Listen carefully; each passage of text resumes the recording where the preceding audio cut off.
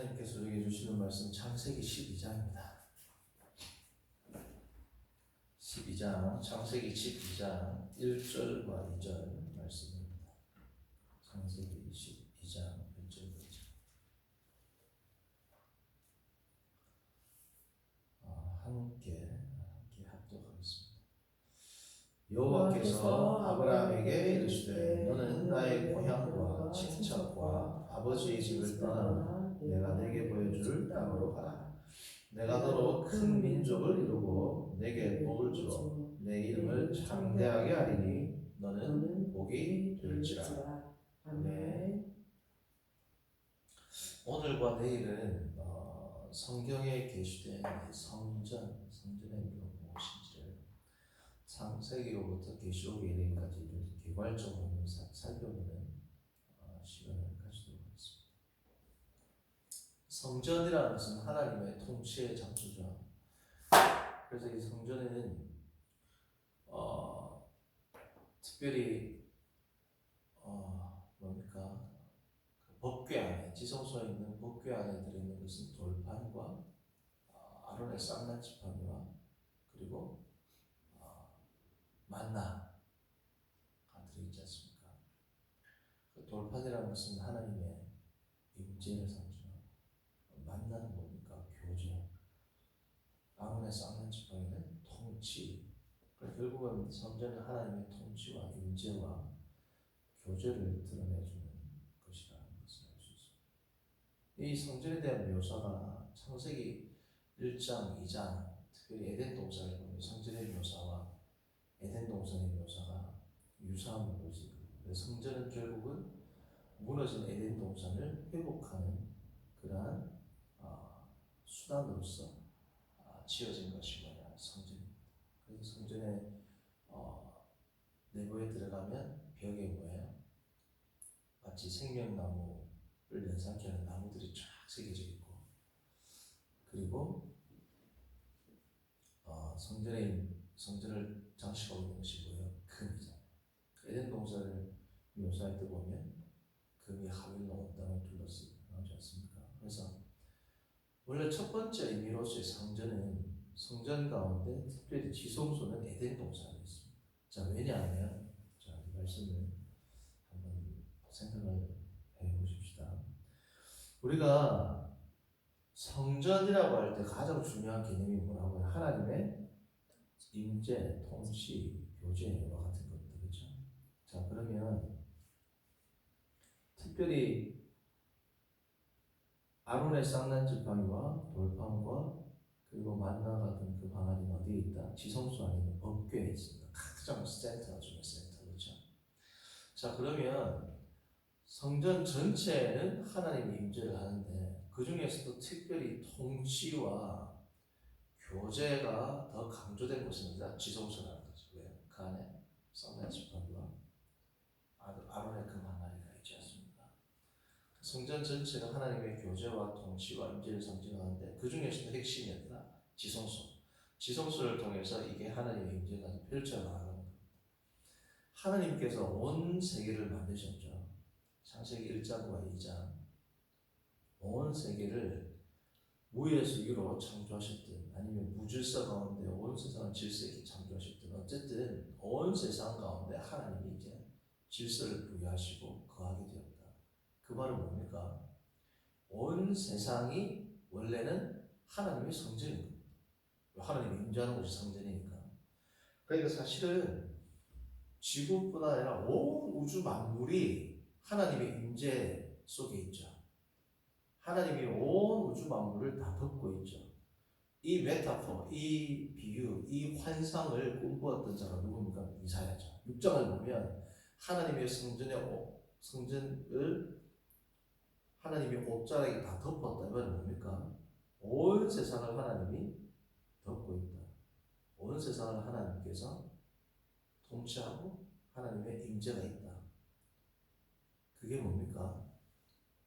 온 세상이 하나님의 성전이라는 거죠. 그리고 이 세상, 온 세상 가운데 이 지구, 이 땅을 묘사할 때도 창세기 2장을 보면 하나님 신이 수면 위를 운행하셨다. 하나님께서 이 수면을 다 통치하고 계신다. 자, 그런데 그러므로 이 온 우주 코스모스가 결국은 하나님의 성전입니다.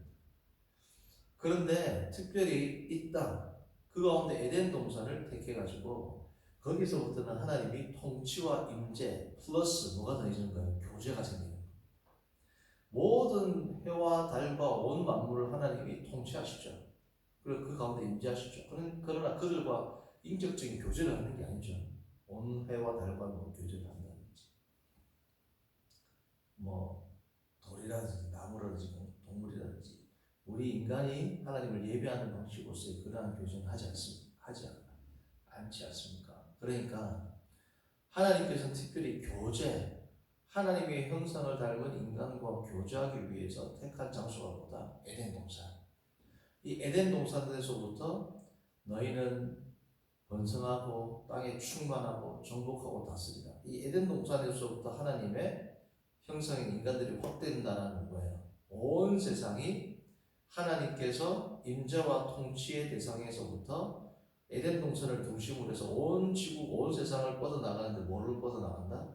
교제하는, 그러니까 결국은 에덴 동산이 지성소지만 결국은 온 세상이 하나님의 성전, 그 가운데서 지성소와 같은 그러한 세상이 될 것이다. 그에 대한 성취가 어디에 나옵니까?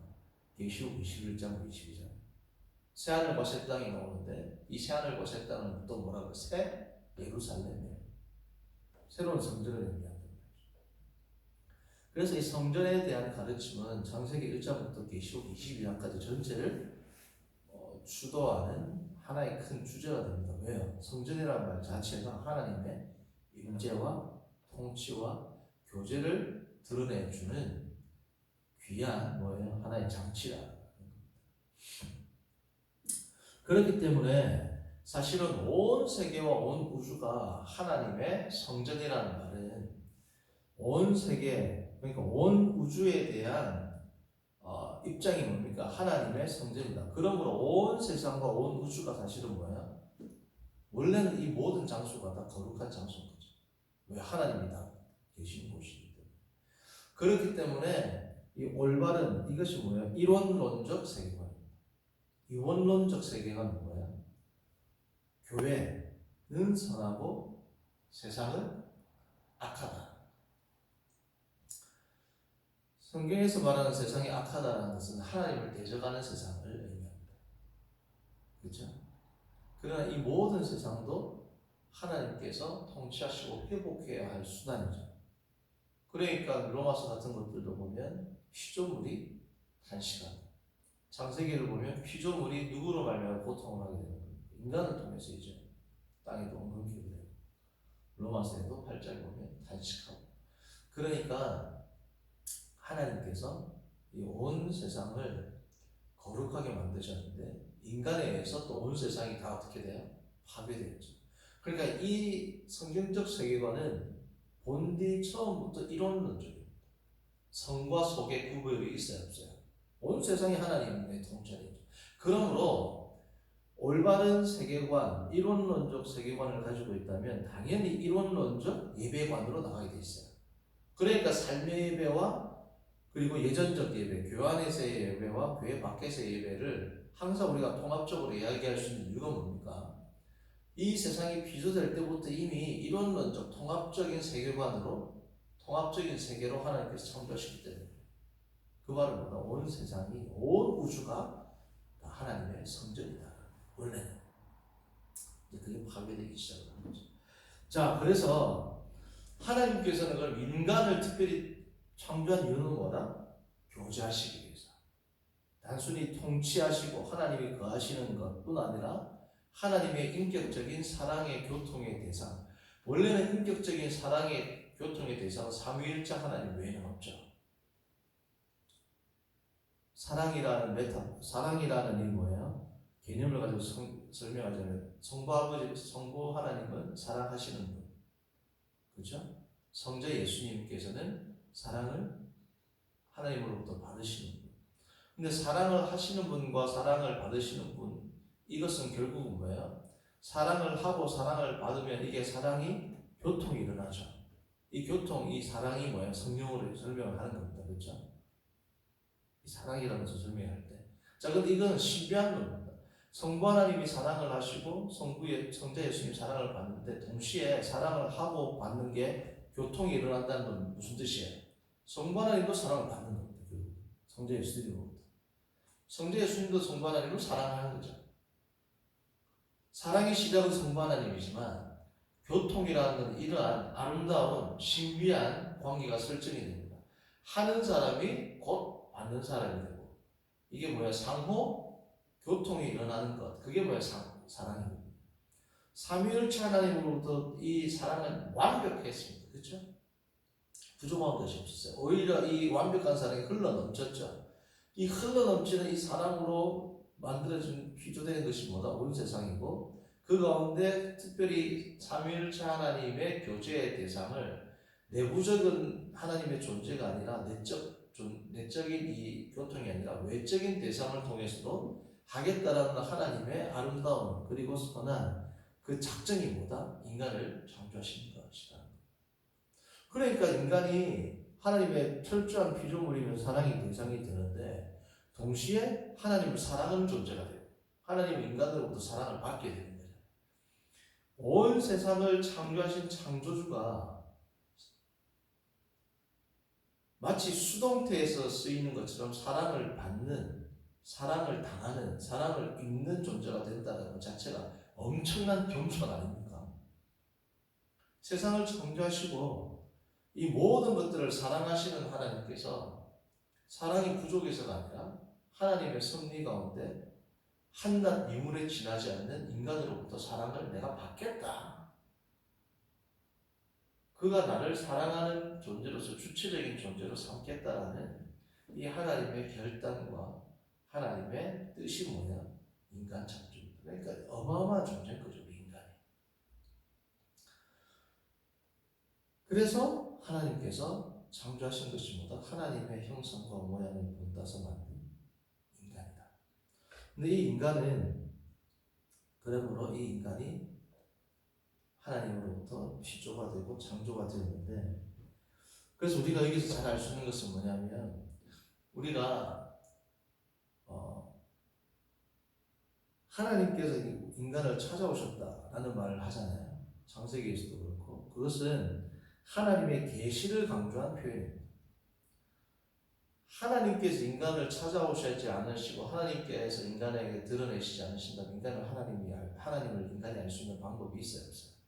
없죠. 왜요? 무한히 초월하시기 때문에. 그래서 하나님께서 인간을 찾아오셨다는 것은 계시론적 관점에서 이야기하는 겁니다. 그러나 우주론적 관점, 존재론적 관점으로 본다면 하나님께서 인간에게 찾아오신 것이 아니고 하나님이 이미 계신 곳에 인간을 초대한 겁니다. 이 우주론적, 존재론적 관점에서 본다면 왜요? 인간이 창조되기도 전에 온 세상은 이미 누구 집이에요? 하나님 집인 겁니다. 성전이라는 것은 성전을 베이트 야훼라고 해요. 하나님의 집이라고 성전 헤이칼이라는 이 단어는 다른 말로 베이트, 바이트 뭐야? 집이라는 뜻으로 쓴다는 거죠. 그러니까 온 세상이 하나님의 성전이라는 것은 온 세상이 다 뭐다? 하나님의 집이에요. 이미 집이 있어요. 하나님의 집, 하나님이 가신 곳. 그 안에 누구를 둔 겁니까? 인간을 만드셨죠. 그 말은 뭐냐면 계시론적으로 볼 때는 하나님 인간을 찾아왔다 온 것이지만 우주론적 관점, 존재론적 관점에서 볼 때는 하나님이 이미 거하시는 곳에 인간을 뭐야? 초대한 겁니다. 우리 집에 손님을 초대한 거란 말이죠. 우리 집에 손님을 초대했는데 참 이상한 건 뭐다? 이 손님이 아니라 네가 주인처럼 다 해야 된다. 냉장고 있는 거 다 꺼내먹고 다 해라는 겁니다. 딱 하나. 저기 있는 저거 손대지 말라 이거잖아요. 그게 하나님께서 인간을 이 무한한 온 세상, 온 우주에 하나님의 집에 인간이 들어와서 뭐가 되는 거예요? 마치 주인처럼 다 통치하는 겁니다. 그래서 우리가 예수님이 뭐예요?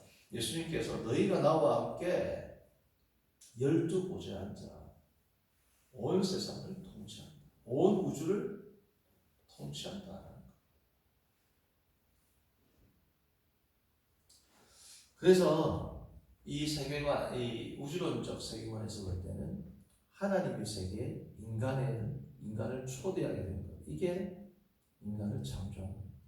얼마나 이게 참 큰 은혜인 겁니까? 그래서 하나님의 임재, 하나님 이미 계신 것, 이것이 뭐예요? 하나님과 인간의 교제의 선결 조건입니다. 하나님께서 예를 들어 세상을 안 만들었다. 하나님과 인간이 교제할 수 있어요. 인간이 살 수 있는 땅을 만들어 놓으셨죠. 이 말은 뭐예요? 하나님의 임재가 먼저 있고 선결 조건이죠. 하나님의 임재가 있고 나서 인간이 하나님과 교제를 하는 거예요. 그렇죠? 이 말 자체가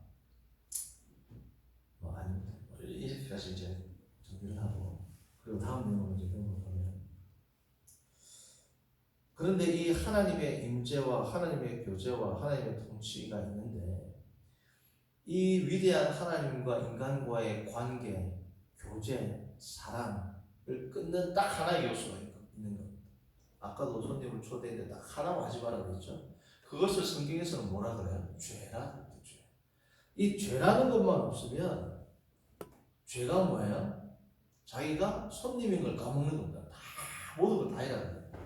자기가 이 집 주인인 줄 알아요. 주인은 따로 있는데 그것만 네가 잊지 말라는 거예요. 그걸 잊고 행하는 것, 망령되이 행하는 것을 뭐라고 해요? 그것을 죄라고 합니다. 그러므로 이 죄가 들어오면 하나님과 인간이 하나님의 임재, 하나님의 통치, 하나님의 교제, 일반적으로 하나님께서 성경에 나오고 있는 통치와 교제는 인간이 죄를 짓고 타락을 해도 이루어지죠, 계속. 그러나 이 사랑의 교제는 이제 뭐예요? 깨진 성도님들, 그래서 지옥 백성들, 악한 영들도 하나님의 통치의 대상이죠. 하나님의 임재가 있죠. 지옥에는 빛도 없고, 이런 말은 하나님의 선하심을 경험하지 못한다는 것이지, 지옥에 하나님의 통치밖에 있을 수는 없죠. 지옥에 하나님의 임재 밖에 있을 수는 없죠. 그러니까 지옥에 있는 백성들, 모든 악한 영도 하나님의 통치와 하나님의 임재는 다 경험이 됩니다. 그러나 사랑의 교제가 이제 경험이 안 된다는 거죠. 인간이 이제 그렇게 됩니다. 그래서 창세기 3장부터는 이 성전이라는 것을 중심으로 해서 살펴보자면, 창세기 3장부터는 결국은 어떻게 해서 하나님의 임재, 특별히 하나님의 교제와 사랑의 임재와 사랑의 통치가 어떻게 회복되어 가는 것인지가 기록된 게 창세기 3장부터 뭐예요? 그 완성이 계시록 22장이에요. 하나님께서 이것을 어떻게 회복시켜 나갈 것인가. 그래서 첫 번째로 하나님께서 하신 일이 뭡니까? 그게 우리가 창세기 12장 오늘 다루는 아브라함이라는 한 인물을 통하여 하나님의 사랑의 교제를 내가 다시 시작하겠다. 사랑의 통치, 사랑의 임재를 내가 다시 회복하겠다라고 한 첫 번째 시도가 누구다? 아브라함을 선택했다. 왜요? 이 아브라함으로부터 결국은 하나님의 백성의 개념이 탄생하죠. 하나님의 백성은 결국은 신약에 나오는 성도의 교회란 말이죠. 그렇죠? 그런데 중요한 것이 있습니다. 성도님들, 이 성전, 하나님의 백성을 통하여 하나님께서 하나님의 성전을 이루어 가시는데, 그걸 다른 말로 하면 아브라함을 통하여 하나님의 백성을 하나님께서 어떻습니까? 이루어 나가시는 거죠. 이 아브라함을 통해서 이제 하나님의 백성을 이루어 나가시는데, 특별히 성전에 대한, 성전이 이제 성막에 대한 약속은 이제 누구에게 주십니까? 모세에게 주시죠. 자, 성전이 있기 전에도 건물에, 지금 말씀드리는 것은 건물로서의 성전입니다. 이 건물로서의 성전이 있기 전에 하나님의 뭐가 있었습니까? 언약이 있습니다. 언약. 이 언약을 통해서 성전 안에 거할 수 있느냐 없느냐가 결정이 되는 거죠. 그렇죠? 그러니까 성전의 개념에서 성전과 절대로 떨어질 수 없는 게 뭐라는 겁니까? 하나님의 언약입니다. 자, 보세요. 인간이 하나님의 세계에 초대됐죠. 초대되었는데, 초대된 인간이 하나님의 사랑의 대상으로서 본격적으로 이제 정말 사랑의 교제가 시작되는 것은 뭘 통해서입니까? 언약을 통해서. 땅을 정복하고 다스리라. 선악과 땅 먹지 마. 이게 뭐야? 아담과 맺었던 하나님의 행위 언약이죠. 타락 이후에 주어진 언약과는 다르지만 어쨌든 행위 언약이라고 이름을 명명할 수도 있습니다. 그렇죠? 그리고 나서 그 성전 안에서 인간이 살게 된 거예요. 그렇죠? 인간을 창조하고 나신 후에 하나님께서 인간에게 바로 언약을 맺으십니다. 그리고 나서 이 성전에서 살게 된 거예요. 자, 하나님께서 성전을 짓기 전에도 아브라함을 먼저 부르시고 언약을 맺으시죠. 그렇죠? 아브라함을 먼저 부르셨습니다. 그렇죠? 모세를 보면 출애굽기에서 하나님께서 먼저 이스라엘 백성들에게 뭘 주세요? 십계명을 주시죠. 언약을 맺으시죠. 그리고 나서 만드는 게 뭐예요? 성막입니다. 솔로몬의 성전도 솔로몬이 성전 짓기 전에 다윗 언약이 있죠. 그리고 나서 언약을 받고 나서 다윗이 뭐야? 성전을 짓겠다라고 하고 그 완성이 솔로몬에서 이르게 됩니다. 그렇죠? 그러니까 이 언약이라는 것이 이 성전과 뗄래야 뭐야? 뗄 수가 없는 겁니다. 예수님께서도 성찬식을 통해서 언약을 맺으시고 너희가 나와 나의 피와 살을 마시고 나와 함께 거하라. 나와 함께 연합한 자라. 이게 뭐예요? 그리고 나서 성전으로서의 예수님과의 교제와 임재가 시작되고 새 언약 이후에 바로 뒤따르는 게 뭡니까? 오순절 성령 강림으로 우리가 우리 안에 예수님의 영이 거하는 거라. 새 언약 사건 전에는 성령의 임재가 없었습니다. 사도들이 할지라도 그렇죠? 예수님과의 새 언약에 대한 이 마지막 만찬 성찬식이 있고 나서 예수 그리스도의 십자가 부활 이후에 주어진 게 뭐예요? 이 새 언약에 대한 성취로 예수님의 영이 우리에게 내려오게 되는 것이죠. 자, 그러니까 하나님의 임재와 통치와 교제를 누리는 이 성전에서 먼저 하나님의 임재, 이 온 우주가 하나님과 우리와의 이 교제를 위한 선결 조건이었다면 또 하나의 조건이 뭡니까? 이제 하나님과 교제를 지속하기 위한 가장 중요한 조건은 또 하나가 뭐다? 언약입니다. 그러니까 성전과 언약이 뗄 수가 없죠. 온 세상이 성전이라면 이 성전은 공간적인 의미입니다. 이 성전 안에서 인간이 거할 수 있는 유일한 수단이 뭐다? 언약이다. 이 언약은 인간이 그러니까 깨면 돼야 안 돼요. 깨는 순간 성전에서 인간이 거할 수 없는 겁니다. 그것이 뭐냐면 하나님의 지속적인 예언이고 권면이고 경고였죠. 우리 이사야도 계속 보잖아요. 너희가 이렇게 계속 나의 언약을 깨면 어떻게 된다? 나의 성전이 있을 수가 없다. 심지어 에스겔 10장을 보면 하나님의 영광이 떠났다. 환상 가운데 에스겔이. 하나님의 영광이 떠나니까 성전으로서의 의미, 가치가 있어요, 없어요? 그러니까 예루살렘 성전이 다 박살나고 바벨론으로 백성들이 포로로 잡혀가게 됐어요. 오늘은 여기까지. 하나님과의 언약이 파괴되니까 이스라엘 백성들이 어떻게 됐다? 바벨론으로 포로를 잡혀가는 것으로 끝이겠다.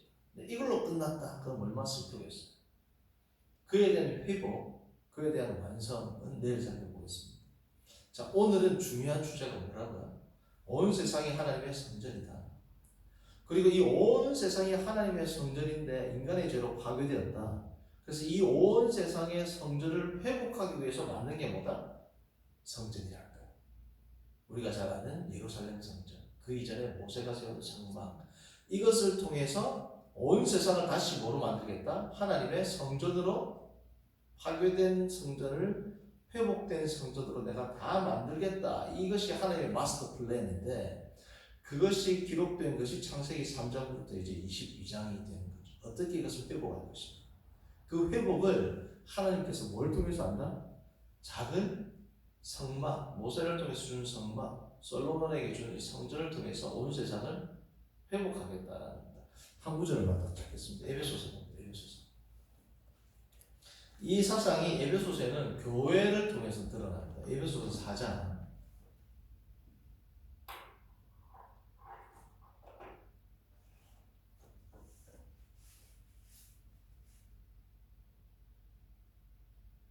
4장 10절부터.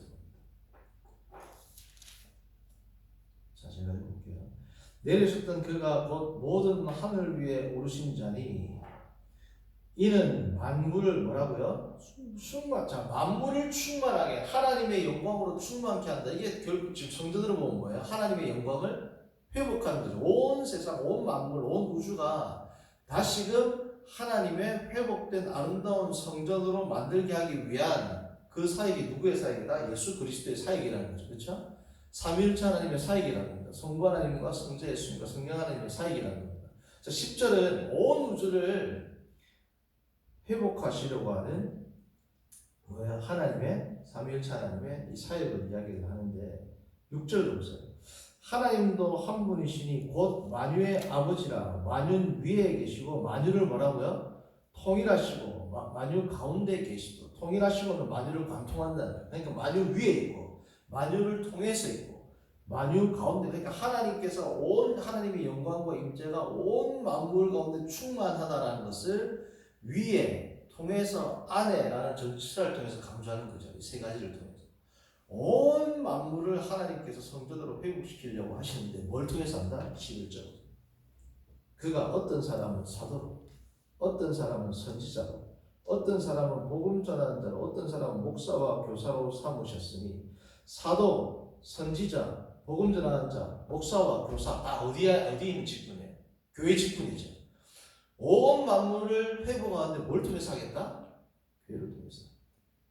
12절. 이는 성도를 온전하게 하며 11절에 있는 이 직분은 결국은 누구를 위한 1차적인 직분이다? 12절. 교회 성도와 관계에 있다는 거죠.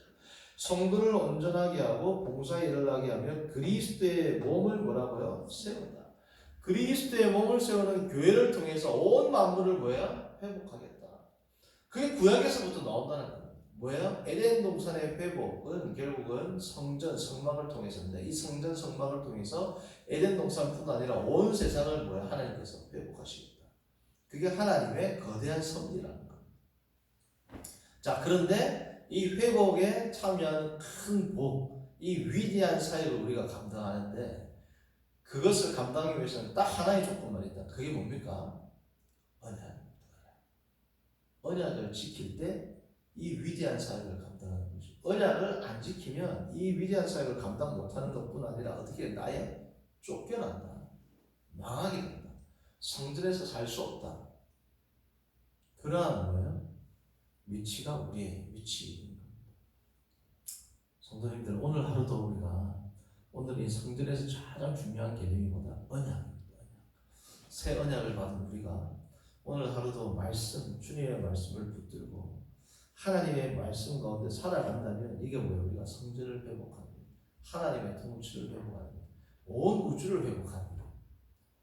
눈에는 안 보여서 그렇지 하루하루를 주님의 말씀과 동행하는 게 얼마나 위대한 일인 줄 모릅니다. 한 국가를 통치하는 자도 이렇게 우리가 존귀를 담아서 예를 다하는데 한 국가가 아니라 온 세상을 통치하는 왕의 백성으로서의 그 삶이 우리가 언약을 준수하는 삶 가운데 말씀을 따르는 삶 가운데 드러난다라는 이 자부심, 자긍심을 가지고 오늘 하루도 주께 영광을 돌려드리고 왕의 백성답게 살아가는 저와 여러분들 되길 바랍니다.